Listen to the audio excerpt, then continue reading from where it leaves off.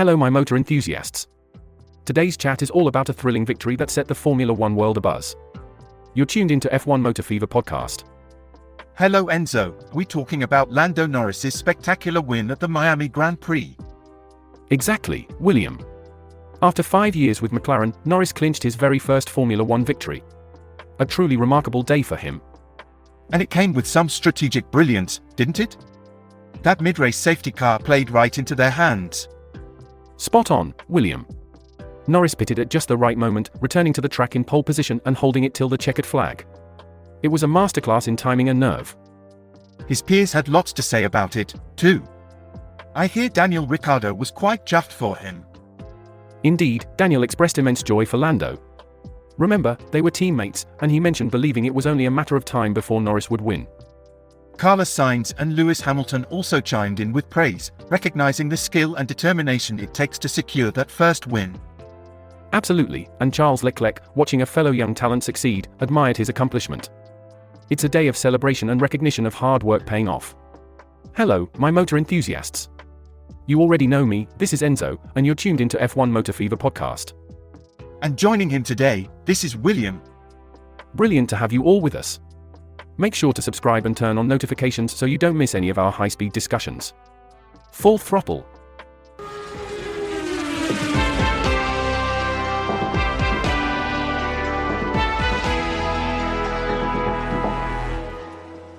It's always quite the moment when a driver wins their first Grand Prix, isn't it? Reminds me of my first big career scoop, covering a rookie surprise victory. The buzz, the adrenaline, I was over the moon, just like Norris. Over the moon for a scoop?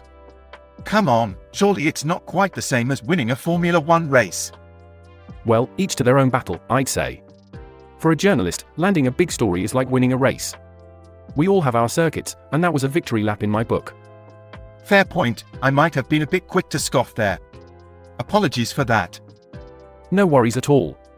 It's all about the passion we bring to our roles, isn't it? Just like Norris, putting in years of hard work and finally seeing it pay off on the track. It's fascinating to see the camaraderie among the drivers, even amidst fierce competition.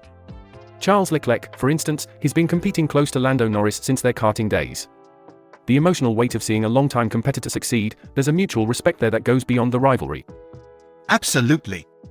There's something quite noble about acknowledging your rival's success, even as you aim to best them in the next race. It's a testament to the sport's spirit, isn't it? Every driver dreams of that first win, and when it happens, it's a milestone celebrated across the grid, not just by the winner's team. And speaking of teams, McLaren must be overjoyed. Norris' victory wasn't just a personal triumph, but a vindication of the team's efforts and strategy. They've been nurturing his talent for years, and now it's really starting to pay dividends.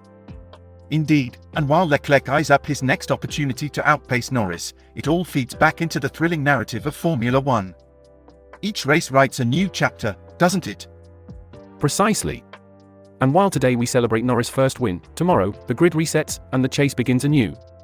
The dynamic nature of this sport is what keeps all of us, drivers, teams, and fans, so deeply hooked. William, what's the word on the street, internet-wise? Right, listen to this. A user named OutMichael said, quote, McLaren guest implies Lando Norris won because of him, unquote. Quite the claim, eh? That's a bit of a stretch, isn't it? What's the reaction like?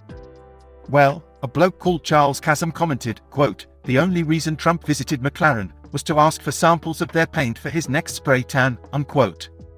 And then, Toby Turtle quipped, quote, or perhaps getting used to being around people in orange jumpsuits, unquote. Cheeky. Anything else catch your eye? There's a touch more.